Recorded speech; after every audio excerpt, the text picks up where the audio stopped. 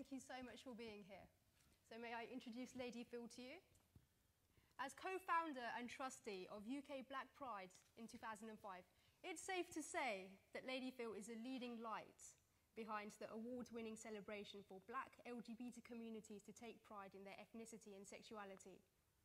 Lady Phyll prides herself as an activist who is passionate about what she believes in and works diligently to make people aware of the cause. And she's worked tirelessly to build UK Black Prides by bringing together LGBT activists, artists, volunteers and supporters from across the LGBT community. Thank you so much for all the work that you do. Thank you. Thank you very much. And Bobby Tiwana is a producer of live performance. He's got a particular interest in sort of outsider stories, people who fall outside the mainstream. He's currently producing This Is What I'm Going to Say with South Asian communities from across England. And that's written by Carl Miller, produced with support from the Arts Council England. And he says here that he fell into cultural activism due to the encouraging enthusiasm received from most people who come into contact with this area of inquiry. Earlier this year, he organized a panel discussion on being South Asian and LGBTQ at the South Bank Center as part of Alchemy. And he also, as part of Pride, I love this part, you organized a walking group that went around London, and it's part of the Proud Parade to increase South Asian visibility, and you can find that at yoursafarwordpress.com at Bob, S-T-A-A-H. And Safar, evidently, which I didn't know, means journey. So maybe you could tell us a little bit about that to start, about the walking tour. What kinds of places did you go to? Well, basically what happened was after the panel discussion at South Bank Centre, there was about, I think, approximately 100 people that turned up there. Those are the stats I've had back from the venue. I had a hunch that there'd be, a certain number of people who might be up for, doing something of an activist nature after this. There was a sort of momentum, there was an energy, and I thought, we need to do something with it, especially with Pride happening the month after. Yeah. So basically it was part of London Pride as part of the walking parade. I did get a little caught out in that, well, we were lucky to get a place because it was fully subscribed by the time we got in touch. But someone had a cancellation, so I registered in my name, Bobby Tiwana. And, it was just to register my interest. I thought there'd be an opportunity to update that or whatever. So it was quite a surprise when they had the full list of program. I think, we were behind, something like Merrill Lynch and in front of an energy company. And then you had Bobby Tiwana. The walking group was called Bobby Tiwana, which was, but we had about 41 people. And our banner read, Proud Asian LGBTQ and Allies. Right. And, we did ponder on, my work in this area that you've described has been particularly to sort of create visibility of British Asian lives. And on the banner, it was, do we have it more inclusive? Do we have Asian? And the idea was to go with something broader, something like a parade. And of course, the allies were very important as well, in that we're able to make a greater difference, with our friends, supporters, because we live in a straight world, and that support is there, and it's absolutely paramount. And actually, the best thing about participating was the reaction we got from the crowd. When we went past, people were they'd process the sign, and then they'd sort of jump about a bit. And there were some on the sides, in the crowd who were a bit more reticent. It was London, it was kind of, novel, all this sort of queer activity going on. And then, they'd see people who look like themselves, and it would be a moment of not knowing what to do. So there's some of that as well. Sounds like a really great experience. It was. And the plan is to build on it for next 2015 and beyond. And it says that you deal in live performance. So does that mean live art, performance art, theater, or some combination? How would you describe your practice? I suppose the stuff that I do most is theatre, but I've also produced dance and music, but to a lesser degree. I'm currently working on a music show and I'm currently working on a theatre piece. And the theatre piece is about British Asian, lesbian, gay and bisexual lives. And it says you talk to South Asian communities from across the country. What kind of stories came out in This Is What I'm Going to Say? Well, we did research. We put a call out for interviews. We used oral history as a process to do those interviews. And it was never supposed to be a research project an end in itself. It was, specifically for creative development. So we did 12 interviews. They weren't just from one city. They came from different parts of the country. And we sort of charted a person's journey from birth right through to the present day. Interestingly, the biggest single group that got in touch with me were Muslim women. We responded on a sort of first-come, first-served basis. I think we ended up probably interviewing about 5 men, and the remainder were women. And we did get a good, balance in the end. There are stories, what you'd expect. There are stories of, difficulties, of hardship. There are stories, obviously, of that paint a picture of a different time, maybe 1970s, terraced houses in Coventry, and whatever else, socially is going on. I think I remember one girl's story talking about, the violence that she used to get at school, and that was just for being a bit different, and how she learned to sort of protect herself and stand up to bullies. And then, of course, there were those stories that I didn't expect. The stories, of course, that I know are out there, but the times when, I suppose, people open their heart and tell you.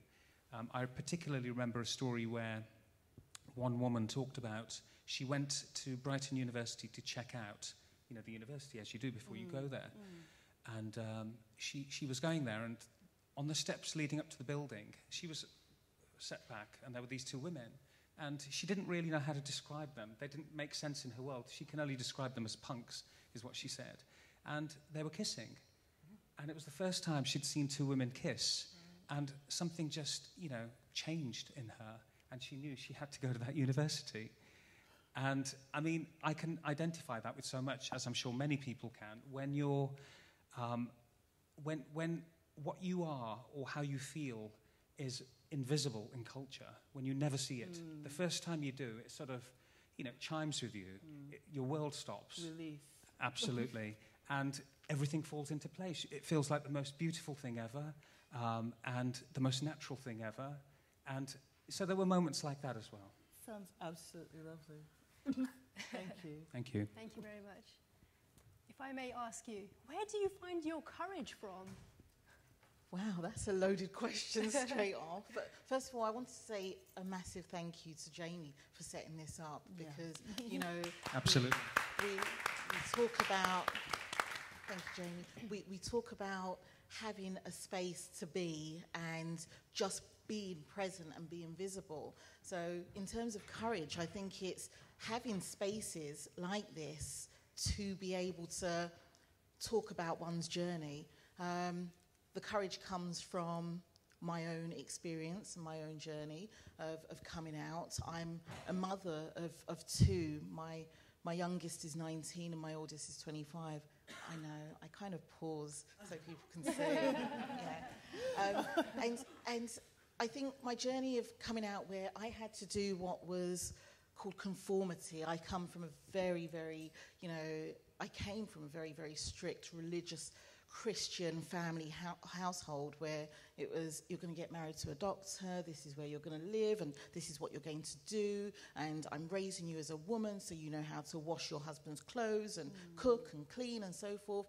So that's all I've ever known. So in terms of when I came out, when my youngest was 1 year old, that journey was one which was painful, was hard, was scary, was daunting, was excited at the same time.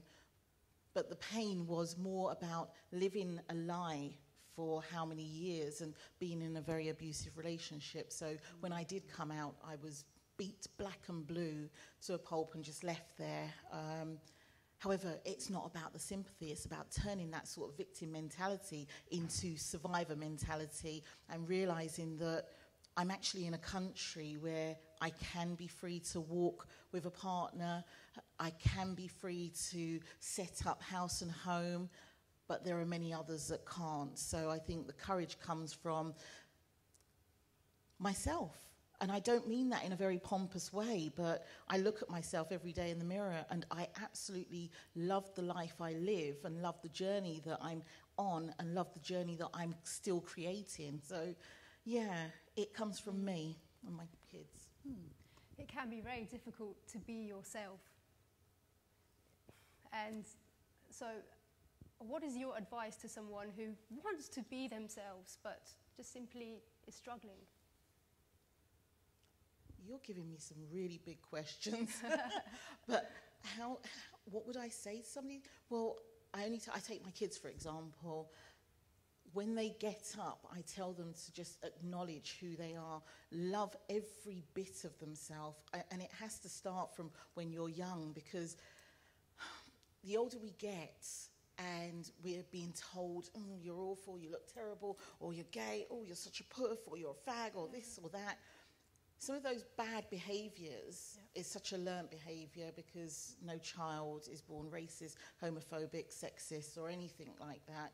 It's such a learnt behaviour. So if I'm going to tell somebody who is, say, of my age, to be who they are, I think it's a matter of having that discourse and just having that conversation with them about life itself, because it's hard to tell somebody to be who they are when maybe they're not yet at a place that they know who they are or where they want to be.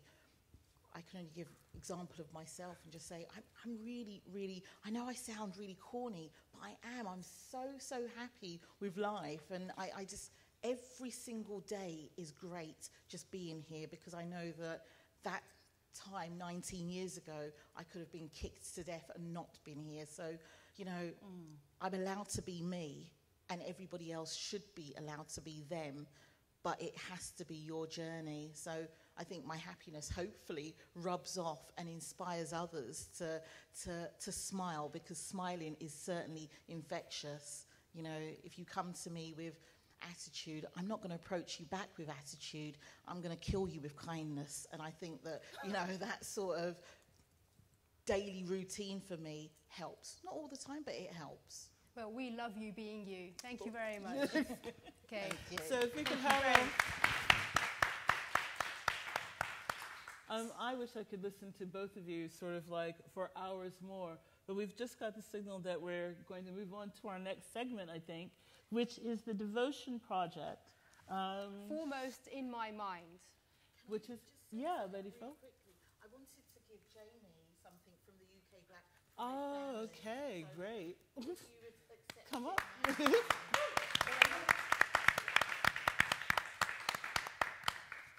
Come on up, Jamie. You're being called. It's nothing big, but, you know, I always say it's really important to acknowledge those that create space and time. Thank you so much. Pride family. Amazing. Thanks so much for coming down. Okay. So thank you to Lady Phyll from UK Black Pride and Bobby Tiwana, whose show, This Is What I'm Going to Say, I guess is coming up soon. Autumn 2015. Autumn 2015. And I guess we're going to see another film now from Foremost in My Mind from the Devotion Project. Thank you. You could, yeah.